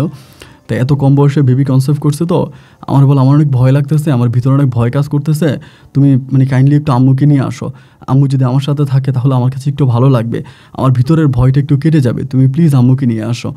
আমি বললাম দেখো এরকম পাগলামি করো না, আমি এই মুহূর্তে তোমার আম্মুরে আমি কোথায় পাবো? আমি তোমার আম্মুরে কই পাবো? তুমি এরকমটা করতেছো যে তুমি তো আম্মুরে নিয়ে আসো। এরকম করেও আম্মুরে আনার জন্য মানে খুব ঝামেলা করতেছে। পরে আমি বললাম যে দেখো আমি তোমার আম্মুরে কোত্থেকে আনবো, তোমার আম্মু তো মানে এরকম এরকম বুঝাইতে আছে, মানে বলি না যে ওর আম্মু চলে গেছে। এমন করতে করতে একদিন হলো কি ওর মানে প্যারা উঠছে, ওর মায়েরও আনবো, ওর মায়েরও দেখবো, মানে সকাল থেকে কান্নাকাটি শুরু করছে, আমি আমার আম্মারে দেখবো, আমি আমার আম্মারে দেখবো। তখন কিন্তু প্রায় ওর 9 মাস হয়ে গেছে, মানে বাবু তখন অনেক বড় পেটে। আমি ওরে বুঝাই, পরি এরকম করো না, এরকম করো না, তুমি এরকম করলে বাচ্চাটা নষ্ট হয়ে যাবে, বাচ্চারা মরে যাবে, তুমি এরকম কান্নাকাটি করো না, এরকম কান্নাকাটি তুমি করো না, তোমার পায়ে ধরে তুমি এরকমটা করো না। না, ও যাবেই যাবে। এবার আমি ওর মানে যেহেতু এরকমটাই করতেছে, তাহলে আমি তো আর ওর এই সত্যটা লুকিয়ে রাখতে পারবো না। পরে আমি ওরে বলে দিলাম যে পরি দেখো, তুমি যে বাড়িতে যাইতে চাইতেছো, তুমি বাড়িতে কার কাছে যাইবা, তোমার মা তো এমনি এমনি চলে গেছে। এবং এইটা বলা মাত্র তখন চিৎকার দিয়ে উঠছে, যেটা তুমি কি বলো, এটা তুমি কীভাবে বললো, আমার মা কই গেছে, আমি আমার মার কাছে যাব না, ওরে আমি ধরে রাখতে পারি না, ওরে আমি ধরে রাখতে পারি না, ও যাবে যাবে। পরে শেষ পর্যন্ত ও মানে মানে বোরকা টোরকা গায়ে দিয়ে ফেলছে, ওর মারে কই নিয়ে গেছে, ওর মারে খুঁজতে যাবে। এরপরের দিন আমি বললাম ঠিক আছে সমস্যা নয়, আমি এরপরের দিন তোমার নিয়ে যাব, তুমি আপাতত আজকে রাতটা থাকো, সকালবেলা আমি তোমার নিয়ে যাবো। এবার সকালবেলা ও তখন নিজের ইচ্ছা ওদের ওই ভিটাতে চলে আসছে, এবং তখন ওই ভিটাতে কিচ্ছু নাই, ঘর বাড়ি সবই তো চেয়ারম্যানের ছেলে পোড়াই দিছে, এবং ওই ভিটার মধ্যে কেউ নেই। এবং আমি বাড়িতে আসছি, ওদের ভিটে আসছে, আমার মায়ের কানে খবর চলে গেছে। আমার মা তখন মানে পাখির মতো উড়ে আমার এখানে আসছে, আইসা আমার ধরে টানাটানি শুরু করছে, বাড়িতে চল, বাড়িতে আমি যে বাড়িতে যাবো, যে বাড়িতে কেমনে যাব, আমার বউরে নিব না, আমার বউরে নিয়ে আছে। আমার আম্মা বলে কী বউ, এটা তোর বউ না। আমি বলি মা দেখো, ওর 9 মাস হয়ে গেছে, আমার পেটে ওর বাচ্চা আছে। আমার আম্মা বলে না, আমি মেরে নিব না। মানে ওইখানের মধ্যে এবং মুহূর্তের মধ্যে আমার বাবা গামছা নিয়ে আসছে, গামছা নিয়ে এসে আমার কোমরে বাইদে ফেলছে, গামছাটা নিয়ে কোমরে বাইদে। আমি বলতেছি আরে আমার এইভাবে কেন নিতেছেন, ও আমার বউ, আমি ওর বিয়ে করছি, ওর বাচ্চা, আমার বাচ্চা ওর পেটে। আমার আব্বা আমার ওইখান থেকে বাইদা একরকম নিয়ে চলে আসছে, এবং আনার পরে আমি ঘরের মধ্যে, আর আমার মানে ঘরের মধ্যে আইনে আমার বাইদে ফেলছে, মানে শিকল দিয়ে আমার পা বাইদে ফেলছে। বুঝেন কি অবস্থা, শিকল দিয়ে মানে আমার কাকার সাথে যা করছে সেম কাহিনীগুলো তখন আমার সাথে করতেছে। এবার শিকল দিয়ে আমার পা বাইদে রাখছে। আমি তখন বললাম যে আমার সাথে এরকমটা কেন করতেছেন, কী কারণে করতেছেন। আমি তখন চিৎকার করে বলতেছি এরকমটা কাকার সাথে করছেন, কাকা মরে যাওয়ার পরে সবাই কাকার লাশ ধরে চিৎকার করে কাঁদা কাঁদা কইছেন কাকা অনেক ভালো মানুষ ছিল, কাকা অনেক ভালো মানুষ ছিল, সবাই কাঁদছেন কাকার জন্য। আর আজকে আমার সাথে এরকম করতেছেন না, দেখেন আমি যদি মরে যাই তখন আপনারাই বলবেন যে আমি অনেক ভালো ছিলাম, তখন আর আমার ভালোর গুণগান গিয়ে কী লাভ হবে, কেন আমার সাথে এরকমটা করতেছেন। আমি আপনাকে পায়ে ধরি, আপনার কাছে অনুরোধ করতেছি আমারে ছাইড়ে দেন, আমারে ছাইড়ে দেন, আমারে ছাইড়ে দেন। না, আমারে ছাড়াই না, আমারে ছাড়ি না, যত পা ধরে কান্নাকাটি করি, মায়ের পায়ে ধরি, বাবার কাছে কান্নাকাটি করি, আমারে ছাইড়ে দেন। না, আমারে ছাড়ে না। এবার আস্তে আস্তে আমার বোনের কাছে, আমার বোন কিন্তু তখন আমাদের বাড়িতে, আমার বোনের বিয়ে হয় নাই, পরে আমার বোনের মাধ্যমে আমি খবর নিতাম যে বোন রে, পুরীর কী অবস্থা, বলে পুরী ওখানে ঘর বানাইতে আছে।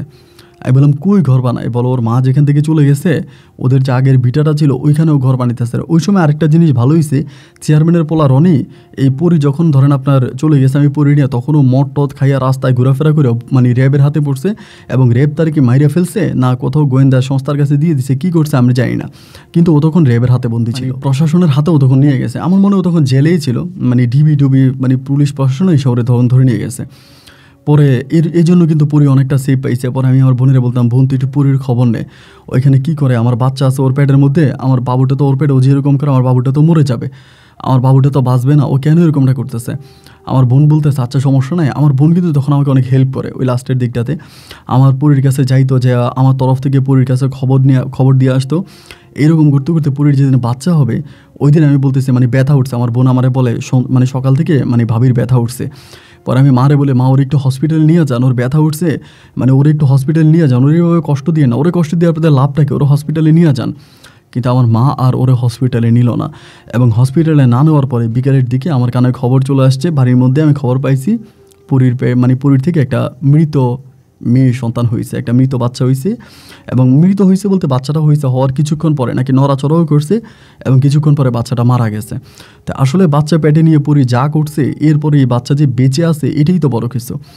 পরে বাচ্চাটা মরে গেল, মরে যাওয়ার পরে আমার মনটা তখন খুব খারাপ হয়ে গেল। আমার মা খাবার দেয়, খাবার খাইতে বলে, আমি খাবার খাই না। এরপরে মানে টোটালি আমি খাবার খাওয়া বন্ধ করে দিচ্ছি। যে আমার কথা হচ্ছে যেহেতু পরীর উপরে এইভাবে টর্চার করছে, পরী মরে গেছে, তাহলে এরপরে আর আমি খাওয়া দাওয়া করবো না, আমিও মরে যাব। আমি খাওয়া দাওয়া করি না। আমার মা বলে খা, না খাইলে মরে যাবে, খা না, মানে খাওয়ানোর জন্য খুব ট্রাই করতেছে। আমি বলতেছি আমি খাবোই না, তুমি আমার মাইরা ফেলো, তোমার যা খুশি তুমি তাই করো, আমি খাবো না, আমি খাবার খাবো না, আমি খাবোই না। পরে আম্মা জোর জবস্তি করে আমার এমনি অনেকভাবে খাওয়ানোর ট্রাই করতেছে, আমি খাই না। এবং একটা পর্যায়ে হলো কি এভাবে হইতে আমার আম্মা তখন করলো কি, মানে আমার আব্বা তখন মানে দুজনেই বুঝছে যে আমি পরীরে অনেক ভালোবাসি এবং আমি মরে যাব। মানে আমার কন্ডিশন এতটাই বাজে হয়েছে, এতটাই খারাপ হয়েছে যে আমি বাঁচবো না। আমার মানে হাড্ডি কাউন্ট করা যাবে, শরীরের হাড্ডিগুলো বেরিয়ে গেছে। এবার আমার আব্বা তখন আমাকে বাঁধন খুলে দিছে। বাঁধন খুলে দেওয়ার পরে পুরি তখন ওই বাড়ির মধ্যেই পড়ে আছে, মানে ঘরের মধ্যে পড়ে আছে, ঘর থেকে বের হয় না, ওই ঘরের মধ্যেই আছে, ঘরের মধ্যেই থাকে, ওইখান থেকে বের হয় না।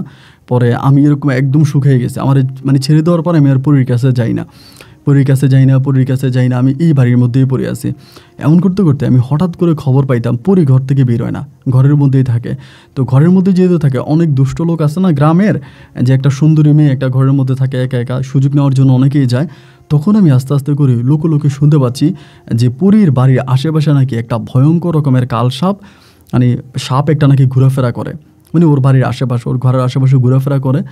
এখন ঘোরাফেরা করে, কেউ কেউ বলে পরীর মা মারা গেছে, আবার কেউ কেউ বলে পরীর মা এখান থেকে চলে গেছে। মানে পরীর মার মূলত কী হয়েছে ওইটা মানে ওইখান থেকে কেউ সঠিক বলতে পারে না।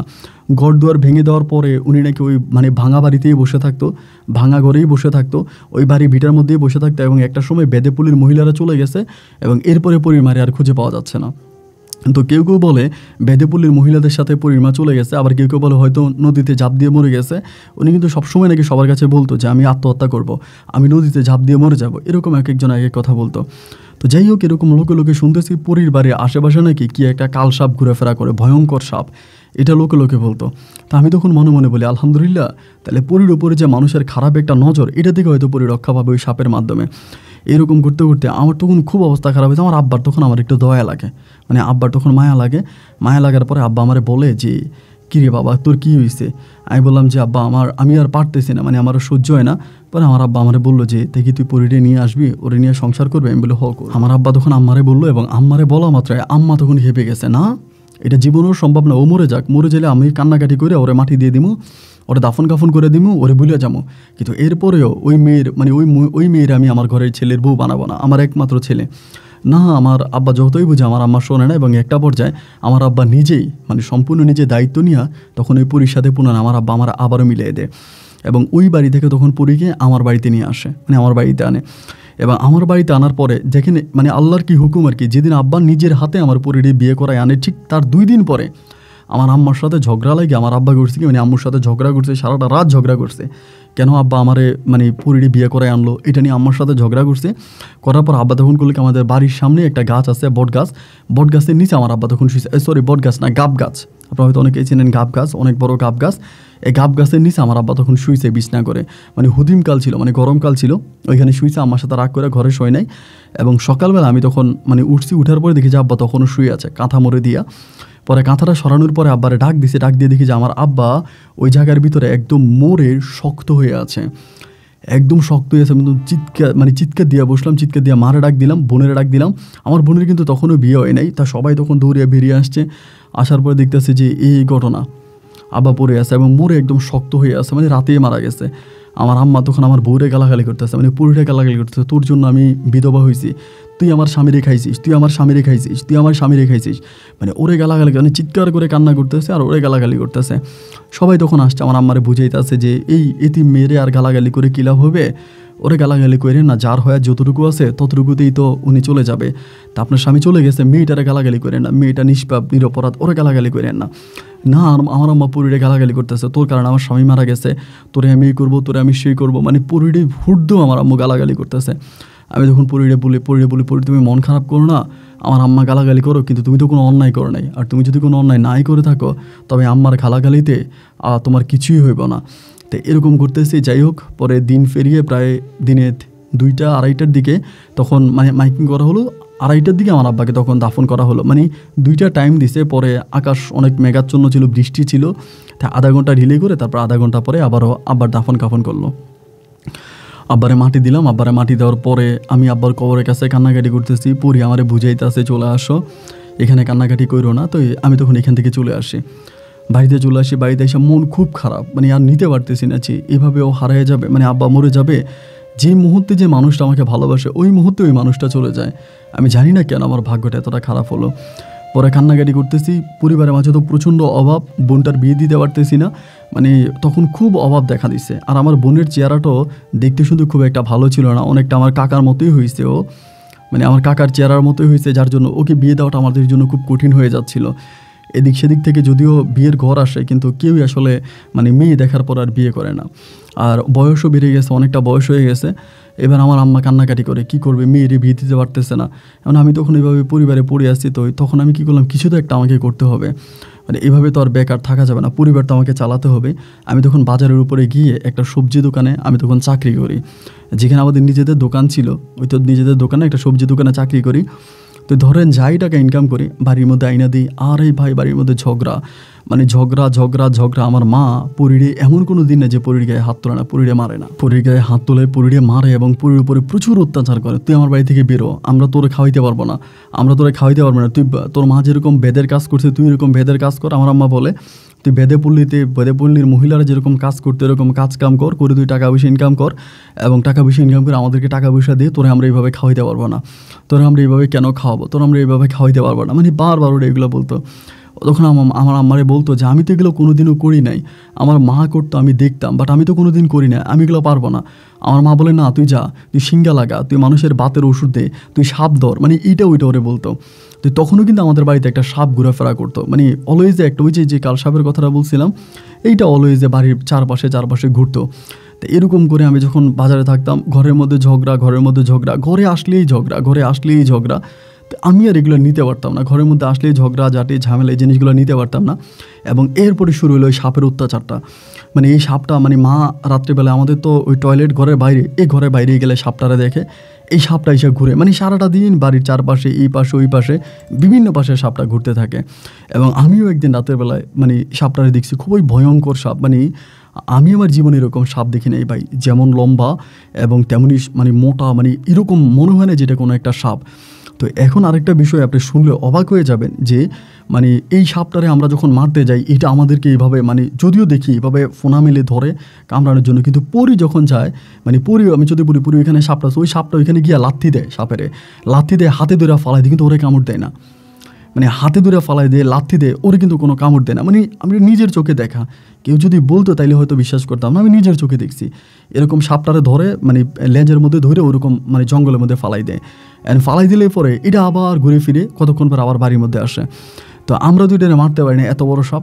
তাই আমার মা বলতেছে এবার লাস্ট পর্যন্ত এই সাপটা নিয়ে মা ওর সাথে লাগে, এই তুই সাপ নিয়ে আসছিস বাড়িতে, তোর কারণে বাড়িতে সাপ আছে, সাপের কামড় খেয়ে আমরা মারা যাবো, ওইটা তুই সাপ মেরে ফেল, সাপটা তুই মেরে ফেল, তুই মারতে পারবি, এটা তুই ছাড়া কেউ মারতে পারবে না, কারণ আমরা তো এটার কাছে যেতে পারি না ভয়ে, তা তুই এটারে মারতে পারবি, তুই মেরে ফেল। পরি আমার বলে আমি মারবো না, আমি কেন মারবো, আমি এটা তো আমার কোনো অন্যায় করে নাই, কোনো অপরাধ করে নাই, এটা আপনাদের বাড়ির আশেপাশে ঘুরেফেরা করে, কই আপনাদেরকে তো কোনোদিন কারোর ছোবল দেয় নাই, কারে কামড় দেয় নাই, তাইলে কেন? আমার আম্মা বলে কামড় দেয় নাই, একদিন পা দিয়ে বসবো, কামড় দিবে, আমাদেরকে কামড় দেবো, আমরা মারা যাবো। ও বলতেছে না কেউ মরবেন না, আবার এটা কাউরে কামড় দেবে না। মানে এই সাপটা কি, এটার বিষয় কি? আমি আমার বউরে জিজ্ঞেস করলাম, আমার কাছে বলতো না।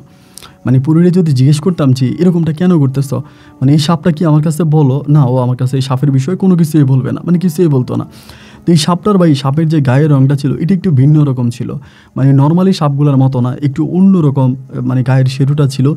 আমরা অনেকে হচ্ছে টিভির মধ্যে ডিসকভারি চ্যানেলে যেরকম ভয়ানক সাপগুলো দেখি না, মানে ওই টাইপের সাপ ছিল। এবার একে তো পারিবারিক অভাব অনটন, তার উপরে সাপের মানে অত্যাচার, সাপে বাড়ির মধ্যে এটা করে আমার আম্মার, মানে আমি আর আমার আম্মারে ঠিক রাখতে পারতেছি না। এবার মনে হয় আমার পক্ষে আর ঠিক রাখা সম্ভব না। আম্মা এবার পরিরে হয় এখান থেকে সাপটাকে মেরে ফেলতে হবে, নাহলে পরিরে ঘরের মধ্যে রাখবে না, মানে এরকম একটাই করতেছে। একদিন পরি করলো কি, মানে আমার কই তুমি এক বাটি দুধ নিয়ে এসো, আমার এটা বললো। আমি বললাম দুধ নিয়ে কী হবে, বলে আমি ভাবলাম হয়তো দুধের মধ্যে বিষ মিশিয়ে দিবে, সম্ভবত বিষ মিশিয়ে দিয়ে সাপটারে মেরে ফেলবে, এরকম কিছু। কারণ মাঝে মাঝে সাপের মানে এটা দিত, খাবার দিত, আমি দেখতাম। পরে আমি মানে বাটিও আনছি, মানে সাপের বাটিও আনছি, আবার বিষও আনছি। আমি নিজে জানি যে ও মনে হয় বিষ দিবে। পরে আমি বললাম, মানে ও মানে বাটিটার মধ্যে দুধ দিছে, নেওয়ার পরে আমি তখন বিষের প্যাকেটটা হাতে নিছি। হাতে নেওয়ার পরে ও আমারে বলে এটা কি? আমি বললাম বিষ। পরে আমার দিকে তাকাই থাকে, বলে কেন? আমি বললাম এটা দিয়ে দাও, খেয়ে যাক, খেয়ে গেলে তো মরে যাবে। পরে ও আমারে বলতেছে দিবা? আমি বললাম হ্যাঁ।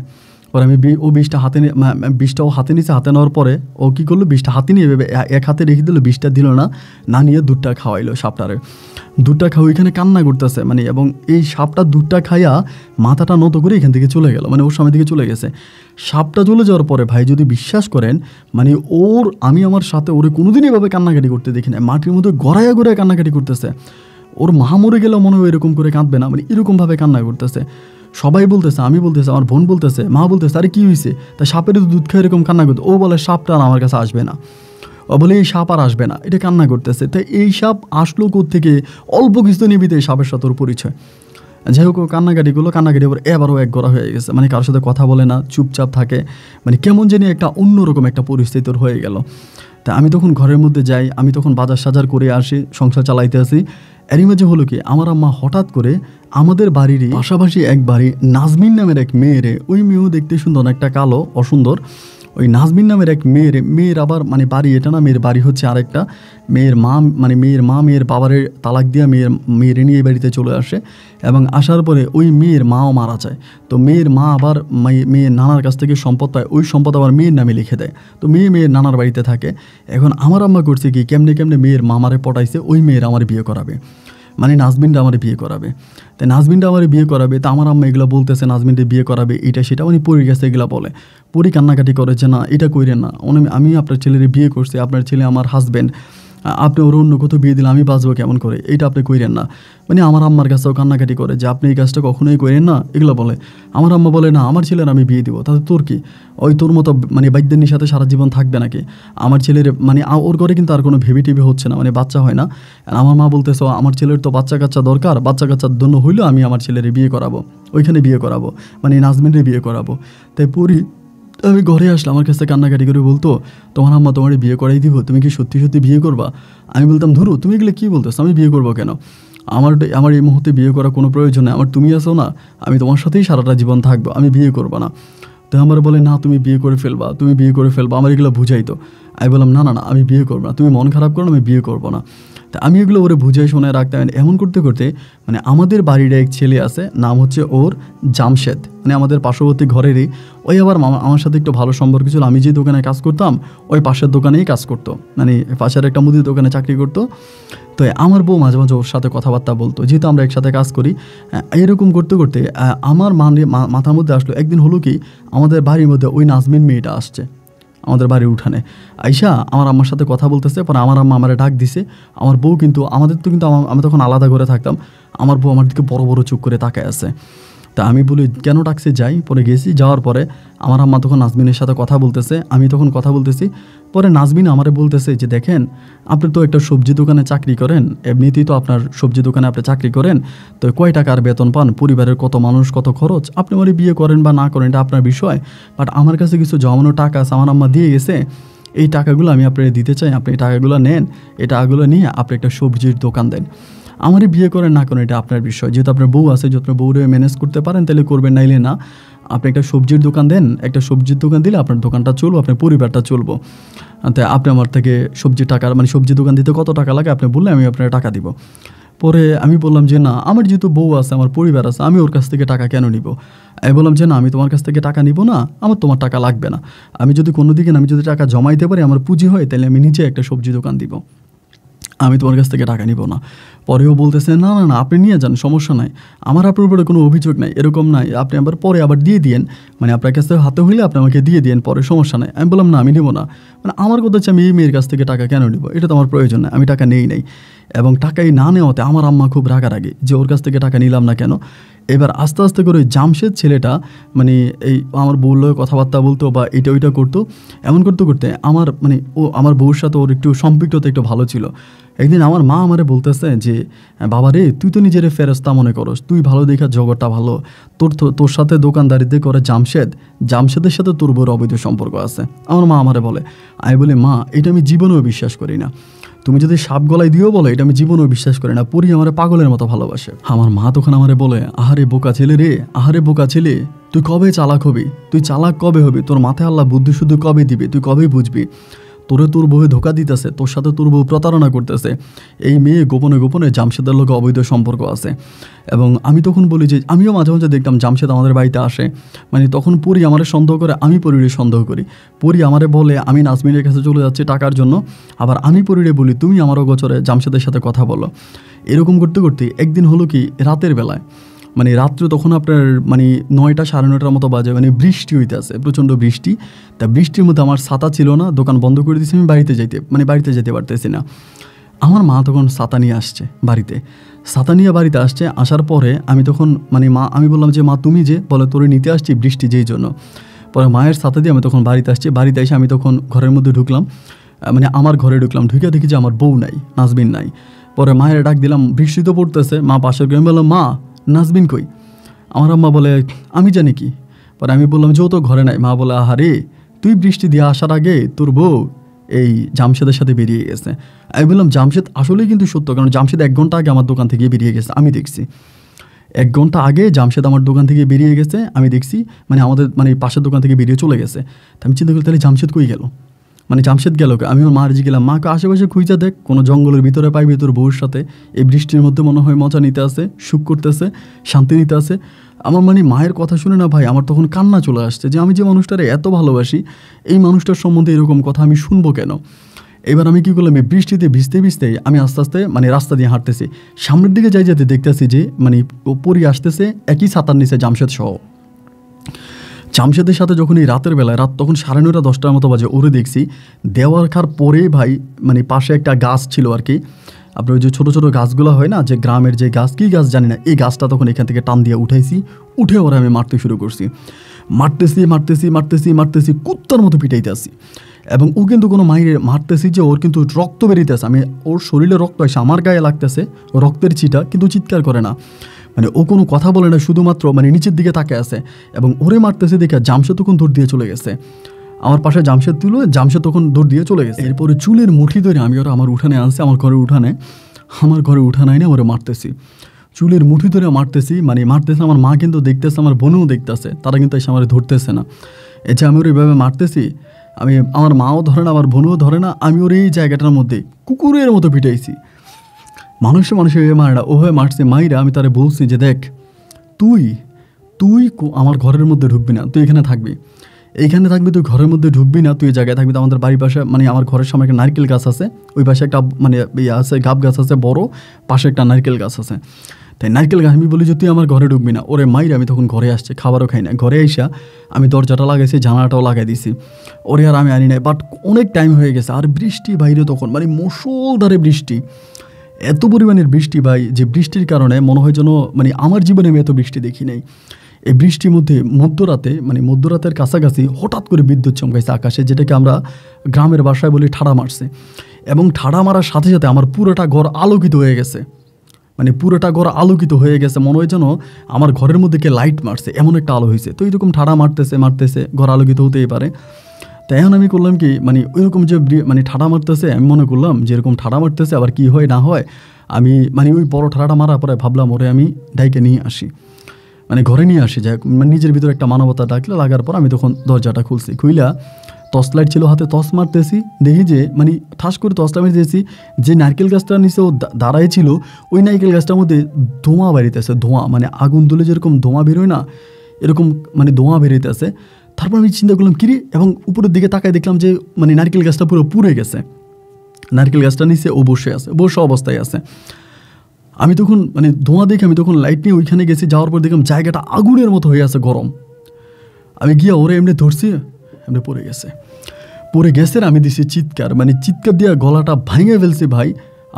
আমার বোন ঘর থেকে বেরোয় নাই, মানে আমি বুঝে গেছি ওর গায়ে ঠাড়া পড়ছে, মানে বিদ্যুৎ চমকাইছে, ওর গায়ে পড়ছে, ও মারা গেছে, মানে ওর শরীরটাও পুরো কালো হয়ে গেছে, একদম কালো হয়ে গেছে। ওইখান থেকে আমি এসে ঘরের দরজার মধ্যে ওরা রাইখা যাই, মানে মায়ের দরজার মধ্যে একটা লাথি মারছি।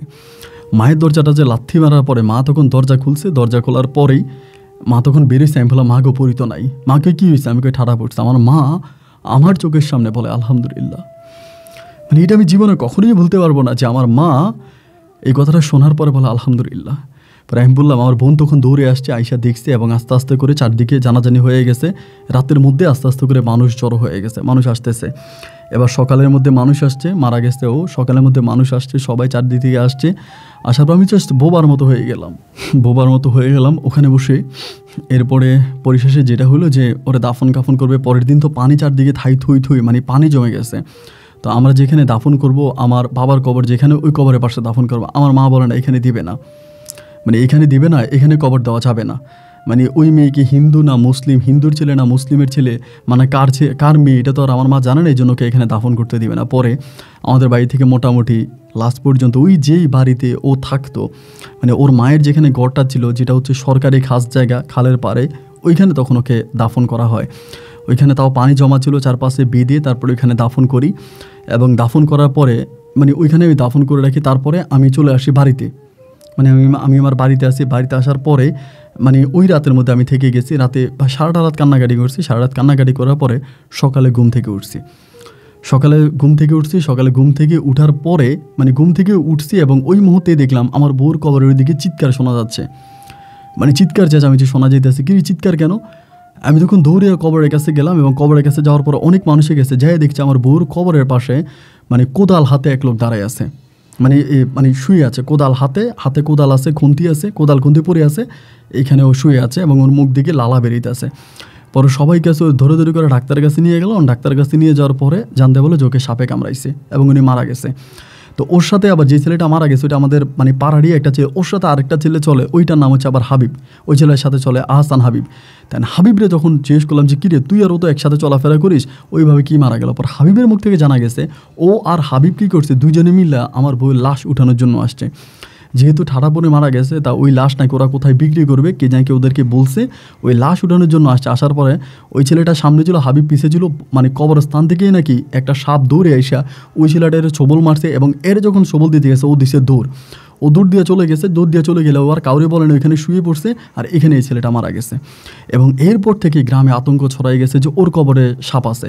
এবং এরপর থেকে সরাসরি দিনের বেলায়, সরাসরি রাতের বেলায় মানুষজন দেখতো যে ওই কবর পাহারা দিতেছে সাপে ওর কবরটা চারপাশে ঘুরতো। এরপরে অনেকে আমার বউয়ের লাশটা নিয়ে যাওয়ার জন্য চেষ্টা করছে বিভিন্নভাবে। মানে এটা দিয়ে কি করবে এটা আল্লাহ জানে। ঠাডা পরে মারা গেছে, এই লাশ নাকি কোনো কাজে লাগে। এই লাশটা নেওয়ার জন্য অনেকে অনেক জায়গা থেকে এই লাশটা নেওয়ার জন্য চেষ্টা করছে, লাশটা নিতে পারে নাই। লাশটা এখানে সাপে পাহারা দেয়। আমি নিজের চোখে কম করিলেও 50 বারের উপরে দেখছি। এবং এই সাপটা ওর কবরের উপরে বসিয়ে থাকতো, এই দেখবেন না, এই দেখবেন আছে, এই দেখবেন না, এই দেখবেন আছে। এবং এই পুরো কবরটা আজকে প্রায় 12 বৎসরের মতো হয়ে গেছে, প্রায় 12-14 বছর হয়ে গেছে ও মারা গেছে। এখন পর্যন্ত আপনি আমার কথা বিশ্বাস না করলে আমি আপনাকে কবরের ঠিকানা দিতেছি, আপনি আইসা নিজের চোখে দেখে যান। এবং আমি আপনাকে কটা ছবিও পাঠাইছি, যেটা অনেকেই দেখে মানুষ ছবি উঠে রাখছে, অনেকে ভিডিও করছে। ভিডিওতে ক্লিয়ার না হলেও ছবিতে ক্লিয়ার আছে। আপনি দেখেন যে এর কবরের উপর এটা বসে থাকে, মানে সাপটা বসে থাকে।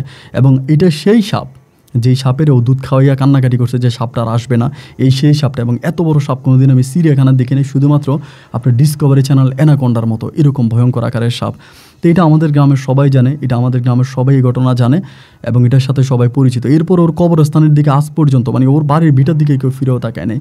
তো এরপরে আমার মা চেষ্টা করছিল আমাকে বিয়ে শাদী করানোর জন্য, কিন্তু আমি আর বিয়ে করলাম না। তবে এখানে আরেকটা বিষয় ভাই, আমি জামশেদকে পরে জিজ্ঞেস করছিলাম, আমার বউ মারা যাওয়ার পরে দাফন কাফনের পরে জামশেদে জিজ্ঞেস করছিলাম ও তোর সাথে কই গেছিল। পরে জামশেদ আমার কাছে সত্য কথা স্বীকার করছে। এইখানে আমার মা একটা কঠিন মাস্টার প্ল্যানিং খেলছে। মাস্টার প্ল্যানিংটা ঠিক ছিল এরকম, বৃষ্টির সময় আমার মা জামশেদের আগে ফোন দিয়ে আনছে, খবর দিছে আইনা জামশেদে বলছে যে জামশেদের আমার বউ বিশ্বাস করতো। জামশেদ আইসে আমার বউ পরীর কাছে বলতেছিল যে এমন সাগর ভাই তো বৃষ্টির মধ্যে সানজিদাদের বাড়িতে গেছে, সানজিদাদের ঘরে গেছে, আমার সাথে আসছে। একসাথে আসার পরে মানে এই সাগর ভাই ওই বাড়িতে ঢুকে গেছে। এবার পরি বলে কি বলে বিশ্বাস নইলে আপনি আমার সাথে আসেন। এরপরে পরি ওরে সাথে করে নিয়ে গেছে সানজিদাদের বাড়িতে। আর এদিক দিয়ে আমার মা তখন আমার দোকান থেকে নিয়ে আসছে। আমি দোকান থেকে আসছি, পরি যায় দেখছি ওইখানে সানজিদাদের ঘরে আমি নেই।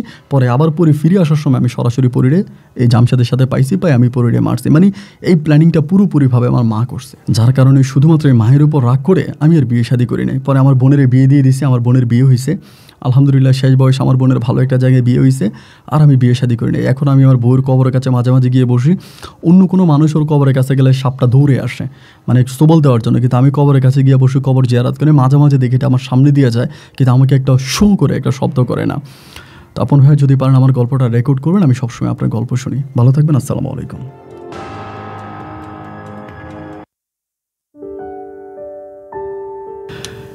সুপ্রিয় বন্ধুগণ, সবাইকে অনেক বেশি ধন্যবাদ বরিশালের ভাই মোহাম্মদ সাগর আহমেদের জীবনের এই বাস্তব গল্পটা আমার মুখে শুরু থেকে শেষ পর্যন্ত শোনার জন্য। বন্ধুগণ, এই গল্পটা সত্যি এক তাজ্জব জীবনের গল্প। এই গল্পটা আরও অনেক বড় ছিল, রোজা থেকে রেকর্ড করতেছি তো, যার জন্য হয়তো আমি কিছুটা বিষয় লাস্টের দিকে স্কিপ করে ফেলেছি। সাপের আরও কিছু ঘটনা ছিল, এবং ওর মৃত্যুর আরও কিছু মানে অনেক কিছুই ছিল, তো এগুলো আমি বলি নাই কারণ রোজা ছিলাম, যতটুকু পারছি ছোটো করে আপনাদেরকে বুঝিয়ে বলছি। এবং কোনো অংশে না বুঝলে আমাকে কমেন্ট করুন, আমি চেষ্টা করবো রিপ্লাই করার জন্য। সবাই ভালো থাকবেন, সুস্থ থাকবেন, এই শুভকামনায় আজকের মতো এখানেই বিদায়। ইনশাল্লাহ আপনার সাথে আমার দেখা হবে অন্য দিন অন্য কারো বাস্তব জীবনের গল্প নিয়ে। আল্লাহ হাফেজ অ্যান্ড আসসালামু আলাইকুম।